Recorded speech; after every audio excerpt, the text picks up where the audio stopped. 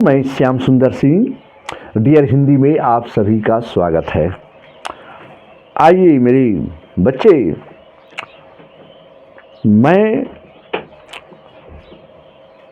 12वीं बोर्ड की परीक्षा में सम्मिलित होने वाले एवं मैट्रिक बोर्ड की परीक्षा में सम्मिलित होने वाले बच्चों के लिए सरल से सरल एवं सुगम से सुगम हिंदी व्याकरण के अंतर्गत मैं वर्णों का उच्चारण स्थान लेकर आया हूँ। हमारे बच्चे जानते हुए भी बहुत गलत कर बैठते हैं, नहीं पकड़ पाते हैं। हमारे बच्चे इसको मैंने दो पार्ट में बताया है। जो हमारे बच्चे वीडियो को देखे होंगे तो उस पाठ में मैं कवर्ग से लेकर पवर्ग तक पूरे डिटेल में मैंने बच्चों को बता दिया हूँ, जो हमारे बच्चों को सरल एवं आसानी तरीके से समझने में सहायक होगा। हमारे बच्चे,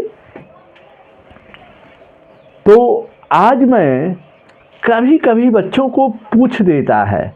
हमारे बच्चे तो याद किए हैं कवर्ग, चवर्ग, टवर्ग, तवर्ग, पवर्ग, 50-25 कंठ से, तालु से, मूर्धा से, दंत से, ओष्ठ से 25 तो याद किए हैं। लेकिन यदि हमारे बच्चों को अन्य कहीं से आता है, जैसे अंतस्थ उस व्यंजन कहीं कहीं से पूछ देता है, नीचे वाले शब्दों में जैसे पूछा है कि व का उच्चारण स्थान क्या होगा, तो हमारे बच्चे नहीं समझ पाते हैं, क्योंकि व का उच्चारण स्थान हमारा दंतोष्ठ्य होगा। तो चलिए आज मैं बच्चों को बताने जा रहा हूँ। हमारे बच्चे, हाँ, पूर्ण हमारा विश्वास है कि 100% वर्णों के उच्चारण स्थान से निश्चित, श्योर एंड सर्टेन निश्चित आएगा, तो भूलने की जरूरत नहीं है। तो चलिए, तो हमारे बच्चों को याद होना चाहिए कि स्वर वर्णों की कुल संख्या 11 है, व्यंजन 33 हैं और कुल वर्ण 52 हैं। तो उसी में से हमारे बच्चे 50-25 तो याद कर दिए हैं। आज हमारे बच्चे, चलिए ध्यान देना होगा कि पहले हम समझेंगे कि वर्णों का उच्चारण स्थान, जो पार्ट 2 में मैंने बताने जा रहा हूं मैं बच्चे। तो कोई भी वर्ण मुंह के भिन्न भिन्न भागों से बोला जाता है, इन्हें उच्चारण स्थान कहते हैं। हो सकता है हमारा बच्चा न जाने कि वर्णों का उच्चारण स्थान क्या है, तो यही उच्चारण स्थान माने कोई भी वर्ण जो मुंह के भिन्न भिन्न भागों से बोला जाता है, उसे ही हम उच्चारण स्थान कहते हैं।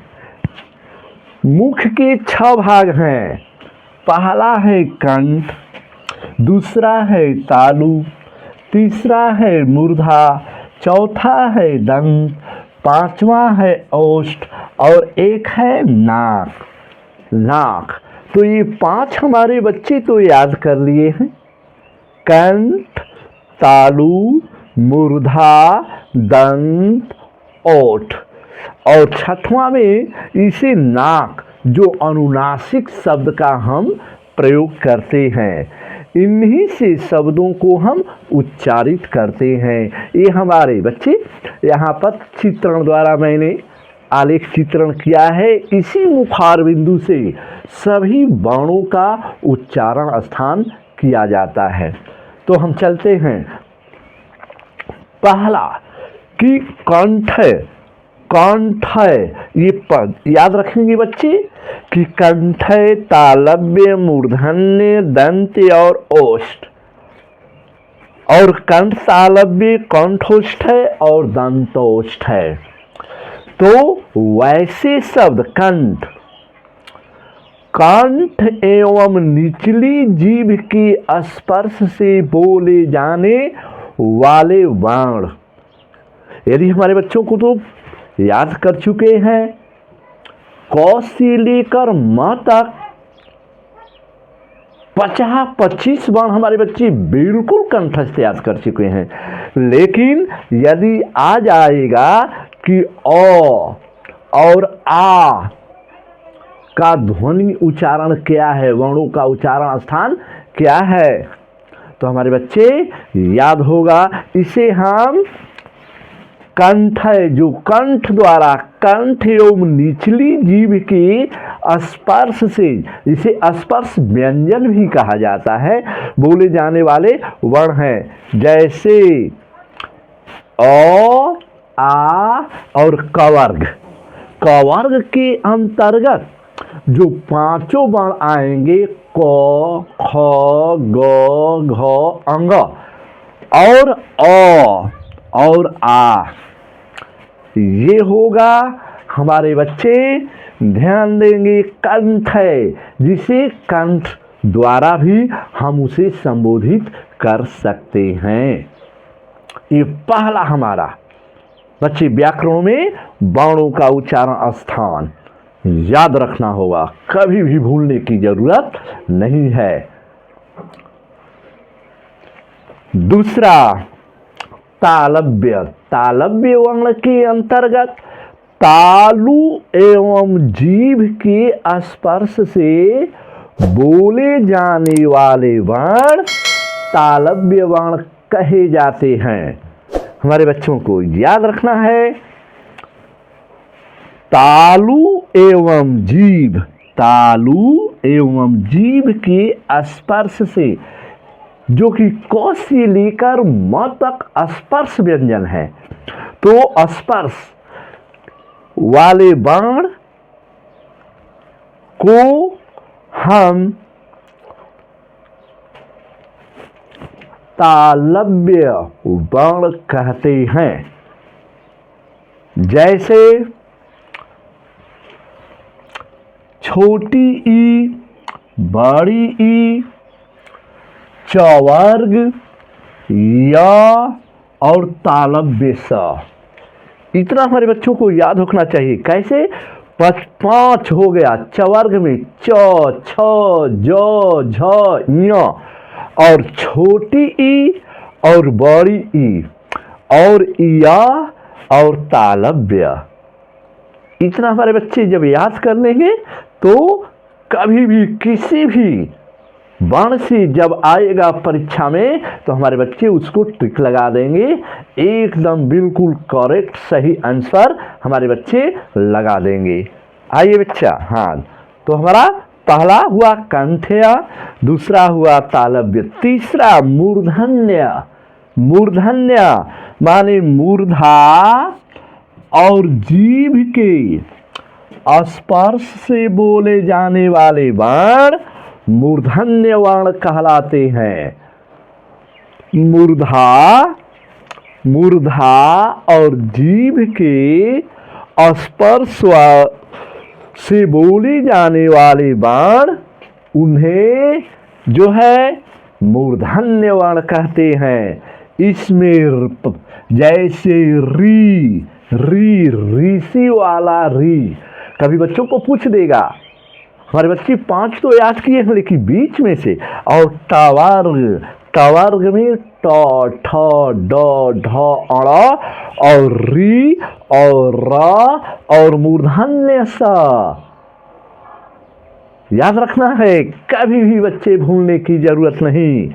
तो ऋषि वाला री, टवर्ग और र और मूर्धन्य सा, ये हमारे जो है मूर्धन्य वर्ण के आधार पर इन्हें हम प्रस्तुत कर सकते हैं।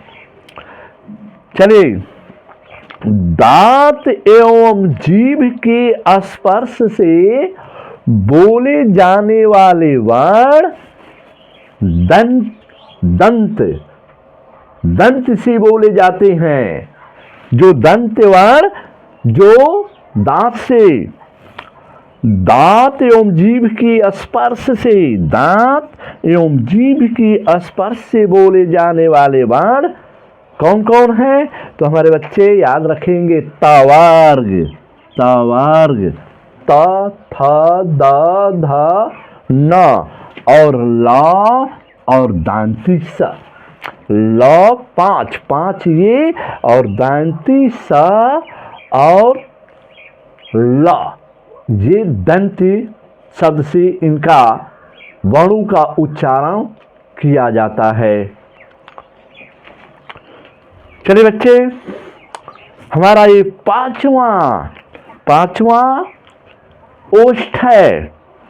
दोनों ओठों के स्पर्श से, यहां पर जैसे बच्चे यहां दोनों ओठों के स्पर्श से, दोनों ओठों के स्पर्श से बोले जाने वाले वर्ण हमारे ओष्ठ शब्द का प्रयोग किया जाता है। जैसे छोटा ऊ, छोटा ऊ दोनों ओष्ठ से स्पर्श, ऊपर वाली हिस्सा और निचले वाले, छोटा ऊ, बड़ा ऊ और पवर्ग। जैसे पवर्ग में प, फ, ब, भ, म। और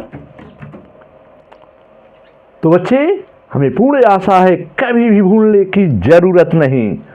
आइए अब हमारा चलता है